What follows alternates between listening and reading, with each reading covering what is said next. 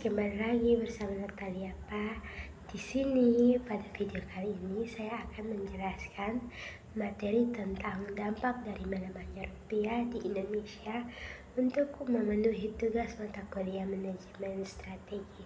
Silakan disimak videonya. Nah teman-teman, dalam beberapa minggu terakhir ini nilai tukar rupiah terhadap Amerika Serikat terus melemah. Ini terjadi karena seiring meningkatnya ketegangan antara Israel dan Iran di Timur Tengah.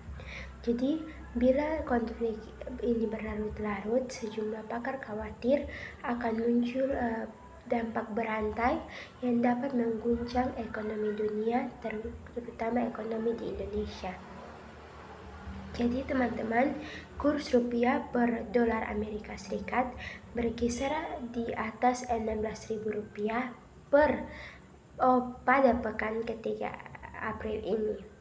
Ini terakhir kali terjadi 4 tahun silam di awal merebaknya pandemi COVID-19.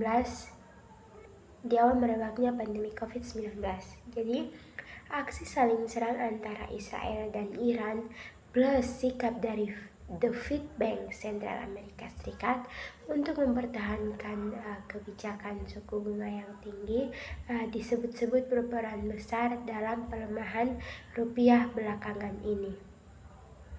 Jadi, menurut dari Joshua Pardede, Kepala Ekonom Bank Permata, mengatakan bahwa konflik ini di Timur Tengah ini meningkatkan ketidakpastian global sehingga menyebabkan investor menarik dana dari aset-aset berisiko tinggi, terutama dari negara-negara berkembang termasuk di Indonesia sendiri.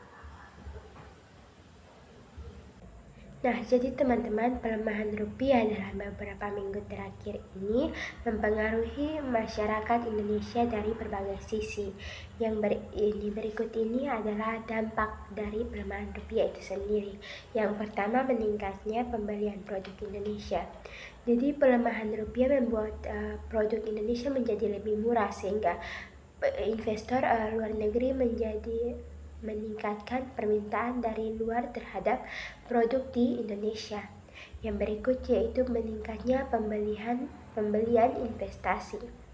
Jadi pelemahan rupiah membuat investasi di Indonesia menjadi lebih murah yang mengakibatkan investasi luar negeri meningkat seperti itu. Yang berikutnya yaitu meningkatnya suku bunga di Indonesia. Bank Indonesia mungkin akan menaikkan suku bunga untuk menarik kembali modal asing yang mengakibatkan pertumbuhan kredit menjadi lebih lambat. Yang berikutnya yaitu meningkatnya kenaikan biaya. Kenaikan biaya yang dimaksud di sini yaitu kenaikan biaya pada sektor impor dan investasi yang mengakibatkan kenaikan biaya penggunaan. Yang berikutnya yaitu meningkatnya risiko, yaitu pelemahan rupiah membuat risiko terhadap obligasi dan surat utang negara menjadi lebih tinggi, yang mengakibatkan Bank Indonesia harus mengambil tindakan yang efektif untuk menstabilkan pasar uang. Yang dampak yang terakhir yaitu meningkatnya dampak terhadap masyarakat luas. Dampak pelemahan rupiah bagi masyarakat luas cenderung kecil sehingga tidak perlu khawatir dengan dampak dari pelemahan rupiah yang terjadi akhir-akhir ini.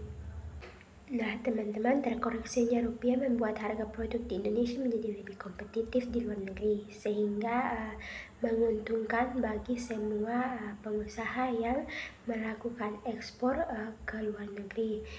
Tetapi tidak semua eksportir diuntungkan. Eksportir yang diuntungkan hanya eksportir yang mengandalkan bahan baku dari luar negeri. Jadi sektor ekspor yang diuntungkan mulai dari hasil laut, produk pertanian, produk perkebunan, dan komoditas ekspor utama Indonesia seperti bahan bakar mineral.